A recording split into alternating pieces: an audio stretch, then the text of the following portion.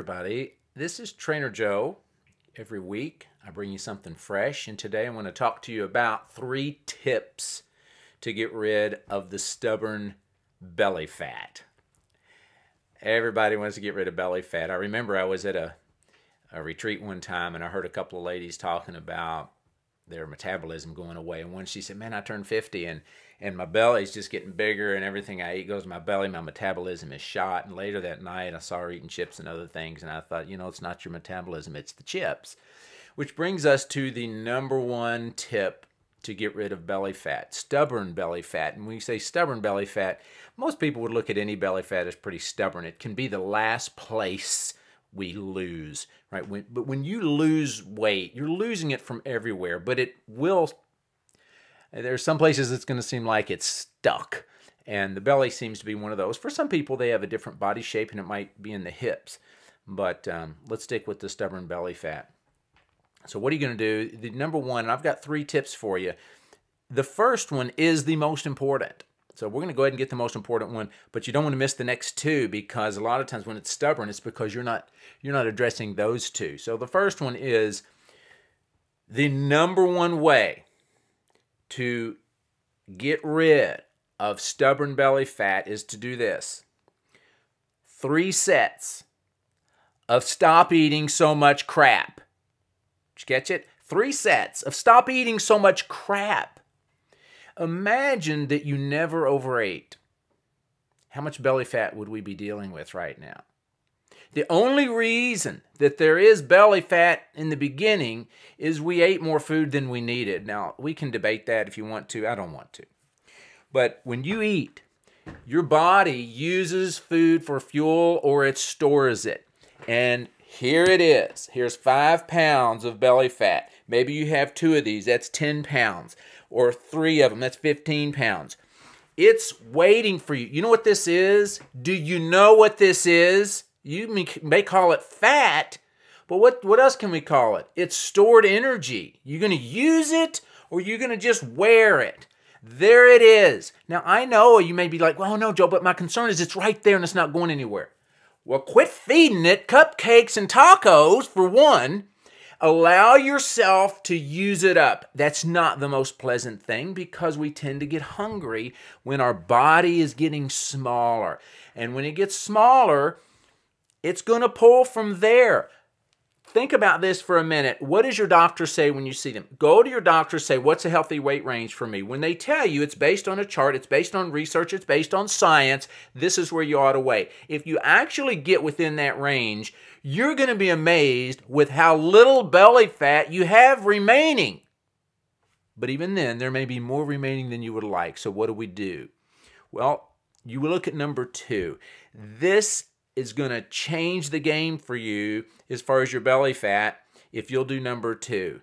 #2 tip for getting rid of stubborn belly fat is for you to do this: get stronger. How many chin-ups can you do? Probably 0. Most people can't do any. Imagine if 6 months from now, I remember a guy I was working with, he came in and I was doing fitness stuff with him. I don't do much of that anymore. We do this now. But I was helping him, and he came in my gym that I had, and he hung on the chin-up bar for about 8 seconds and then had to let go, and his arms grew about 6 inches because he was 95 pounds overweight. He couldn't do a chin-up, but within a period of time, he could do 10. What do you think he looked like? What do you think was different in his body from the time he could do 0 chin-ups to the time he could do 10? He looked totally different. And now, he was losing weight, and that was huge. We already addressed that. But he was getting stronger. His muscles changed. The way his arms looked changed. His back changed. When you get stronger, your body has to change. Imagine how you're going to look different if you go from not being able to do any chin-ups or push-ups or whatever to becoming a stronger person. Your body composition is totally different. You become more V-shaped. Your shoulders get broader and bigger.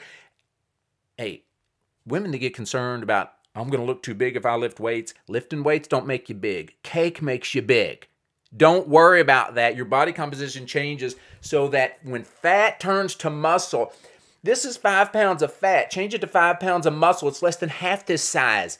You're going to love the way it affects your body, and suddenly what gravity is pulling down, you doing the work and gaining muscle is bringing it up. Your stomach will look smaller, be smaller, and it'll be in a better proportion with the rest of your body. So do number 2 and get stronger. And then number 3, think about this for a minute. You've been overweight with this belly fat for how long? Weeks? No. Months? No. Years? Yeah. 5 years probably. 10 maybe. 20? Good chance. And suddenly you want abs? We really, to be all fair here, we need to do number 3, and that's live in reality. I remember working with Tony. Tony lost about 40 pounds, went from being obese to healthy and fit. He looked great. But even then, he was like, I want abs. I want to see abs. Tony may never have a six-pack. Hey, Tony let himself become obese, get overweight. He's going to have some not perfect abs. Could he go extreme and maybe do a little better? Yeah. Is that what you want? You want to be extreme? Do extreme. That's fine. But you may never look like Buff Barbie or Hulk Mike, whatever it is. But do your part and see where you end up, because you're probably going to be thrilled. But hey, if you had 200 pounds to lose and you lose 200 pounds, you're going to have some hanging skin. Go to a surgeon. Say, can you remove the hanging skin? Why wouldn't you? Everybody's getting Botox and injections and fillers all over their face. You lost a ton of weight. Reward yourself by having some surgery on it. Or if you say, I'm not going to have surgery, fine, then live with it. You lost weight, you're healthier, be happy. Hey, you're okay here, you're okay here. You need to decide, I'm okay, but you don't need to maintain. Living in reality means you don't need to accept that I'm overweight, my belly's big. You don't need to accept that. That's not reality. That's lying to yourself. Reality is, I could step aside from this, live differently, get strong, not overeat, and suddenly I'll look normal, better than normal, great. Be happy with that, but live in reality. Don't live in defeat. And if you need some help, you can join our next group. We do 21-day transformations every month. So reach out to us, click on the link. You should be able to see it here below. And we'll walk this with you. We'll bring you a new video every week. We want to help you any way that we can. So don't go far. I'm Trainer Joe, and I'm helping you train your brain and transform your body.